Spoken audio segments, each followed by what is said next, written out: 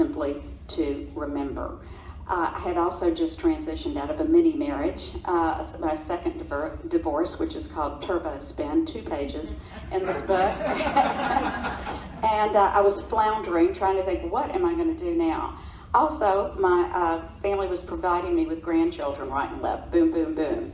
And it was so much fun. And then she said, "What's this, Lolly?" And I said, "Well, that's a negative. That's what we used to do before phones. We used to take pictures with cameras, and I started explaining it to her, and as she went through the box, she said, What's this? How did that work?" And I said, "Well, that was your mom's phone, and that was a pretty cool phone when she was a teenager." And she said, "How did it work?"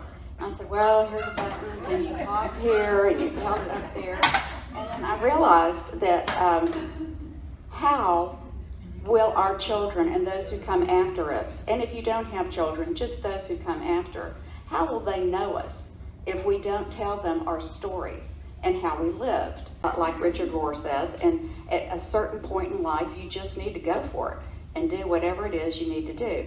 So I thought, I'm getting this message from a lot of different venues, and I'm looking at some sweet people, and you know who you are, that told me I needed to be writing, just doing this. And so I thought, well, why not? I'm past retirement, I've got my ARP card, I'm just gonna see what I can do. So I did start putting together my book, and it starts in my preface, 30 years ago, and most families could find Mom in the kitchen actually cooking rather than assembling food at 5 in the afternoon, while walking around talking on the one phone in the kitchen that had about a 30-foot cord, peering out the window, looking for their children, and coordinating the events of the morrow with neighbors and carpooling moms. My kids researched their homework in grade school using an encyclopedia. We wrote our thank you notes on stationery with licked-on stamps. It is in this world that I began to write. So I'm just going to give you an example. Crank in the driveway. Overheated?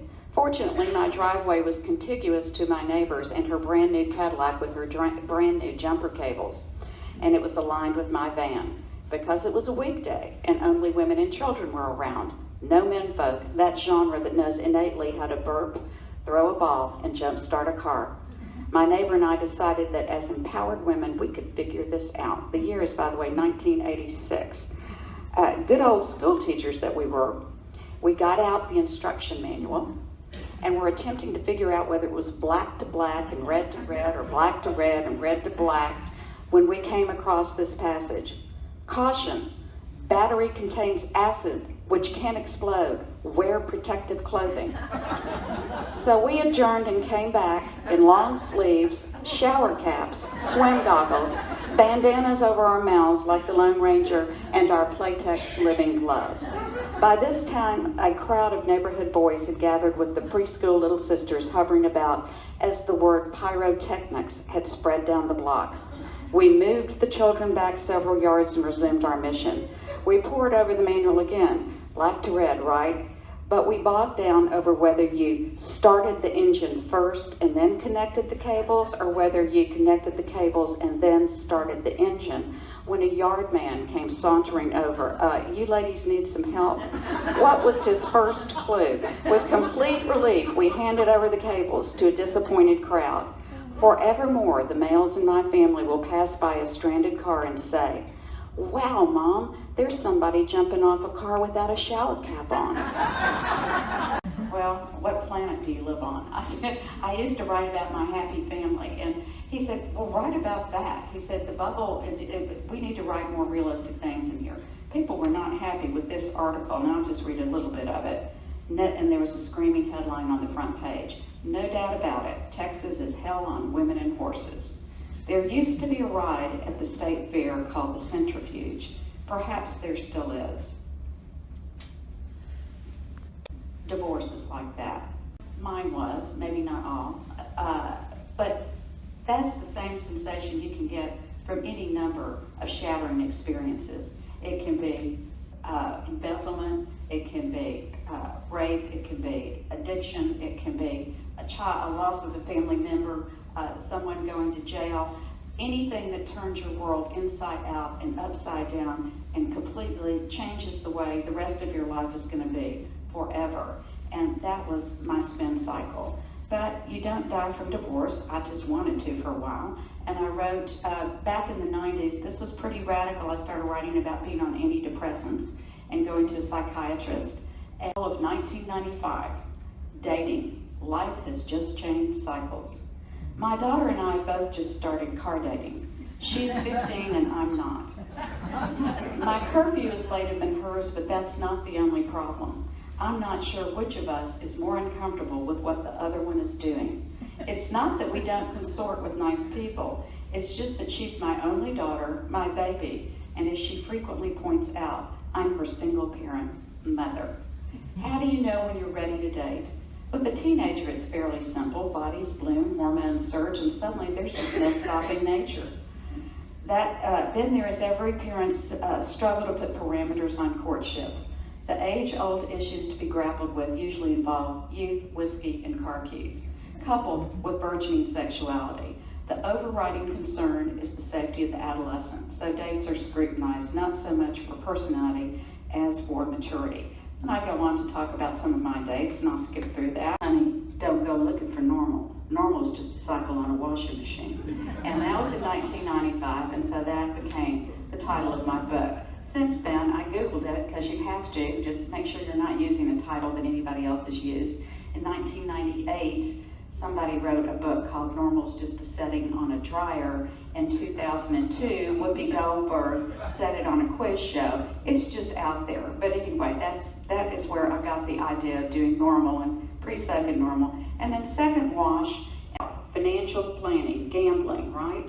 Long ago in a galaxy far, far away, I was a college student majoring in history with minors in French and art. My father fretted that I was not majoring in something useful. There were no courses offered at liberal arts university in interior design or journalism. That's what you'd had to go to state schools to do. No, he meant like economics. That had no thrall for me. Things with mathematical models and things like probability and statistics, stuff guys liked. A quarter of a century later, I realized I still had my critical thinking skills from history. And all those econ majors were learning about was how to gamble. Look at the Dow. It seems that little graph in the business section of the paper is studied like the tea leaves and entrails of yore by none other than economists. I'm feeling confident. Why? Because Alan said so, you betcha. That year, the Dow was about to break through a record that was really frightening people, 1997. It had just broken through to 7,000. So the next article, I'm going to skip, you'll have to get the book for this. It's they're getting married, or they're graduating, or they're going away, and then I meet someone online and have a mini marriage. I'm here to say it, and it's only a page or two. But what I will say is this. Just because a relationship ends doesn't mean it was without value. I may never understand the whys in some, only the hows, but everyone has free will to take different paths on the journey. I don't think any of the pain I encountered in relationships was the original intention of that person. My wounds were only in proportion to how much I had invested. With every rupture, I had to look deep inside myself. I still like men and women, especially children, and finally and most importantly, me. And then I end with Gentle Wash, which is about becoming a grandmother, a grandparent, which not everybody here is, but you all know people that are coming ahead of you. And so I would just encourage you, I'm going to end with this, to think about what to get noise. It was a dial tone, and they've never heard it. And another fellow stood up and said, oh yeah, my 4-year-old came in with his superhero digital watch, because nobody knows how to tell times, but he's learning his numbers.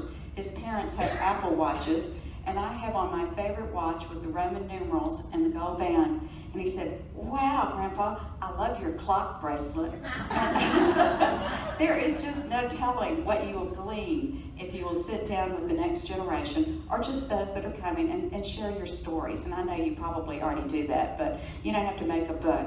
But there, you could think about the cars you've driven, especially if you're a guy. The first car when you learned to drive, and then the first nice car you got. Think about what you did as a teenager in the front seat and sometimes in the back seat.